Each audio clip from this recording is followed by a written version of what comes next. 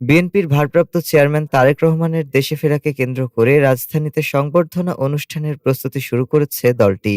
এ উপলক্ষে রোববার তারিখ ২১ ডিসেম্বর দুপুর থেকে রাজধানীর বিশ্বরোড থেকে পূর্বাচলমুখী ৩০০ ফিট সড়কের একটি অংশে মঞ্চ নির্মাণ কাজ শুরু হয়। বিএনপি নেতারা জানিয়েছেন, দ্রুত সময়ের মধ্যে মঞ্চ নির্মাণ শেষ করতে কমিটির সদস্যরা দিনরাত কাজ করছেন। তাদের ভাষ্য, দীর্ঘ ১.৫ যুগ পর তারেক রহমানের প্রত্যাবর্তন ঘিরে দেশজুড়ে নেতাকর্মী ও সমর্থকদের মধ্যে ব্যাপক আগ্রহ তৈরি হয়েছে।